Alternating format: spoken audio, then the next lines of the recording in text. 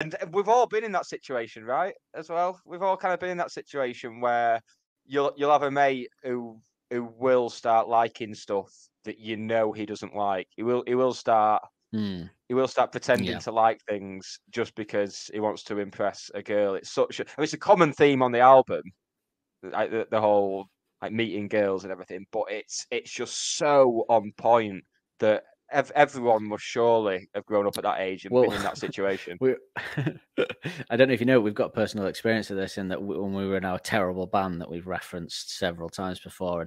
And actually, it'll be interesting when I tell this story if anybody that potentially ever saw us live back in the day could get in touch with us. We were called Both the of them. 2511s. 2511s. Well, do you remember there was a time when we were doing a gig at a bar in Manchester that doesn't exist anymore called Dry Bar?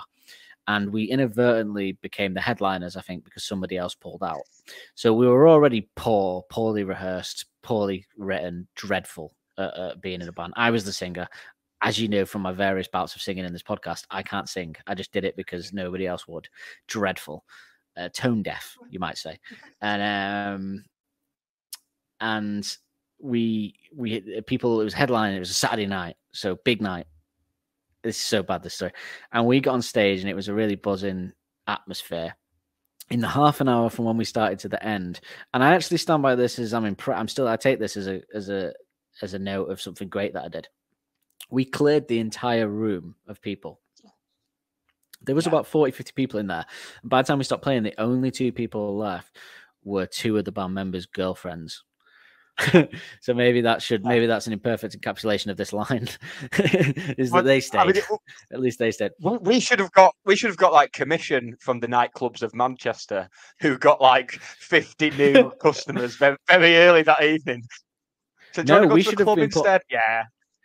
They should have put us on at we should have got paid extra money to go on at 2:30 just before it shuts, just to clear out the place before they have to close the doors. You know, what a service that would have been, folks. Yeah.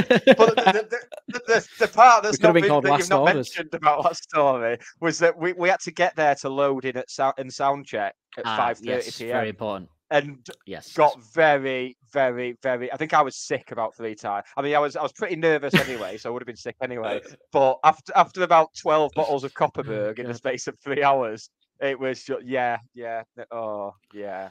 I hope history doesn't repeat itself and we start clearing out listeners from this podcast as we go. Yeah. But we coffee. But we that is very important because we were already poorly rehearsed and rubbish anyway. And then you had 5 hours of drinking. It was a laugh. We really tried. And at the time I was annoyed, but now I can look back and laugh at it. And I hold that up as like a great thing that I did. Yeah, that's it. Yeah, I was just like, how many rooms have you cleared?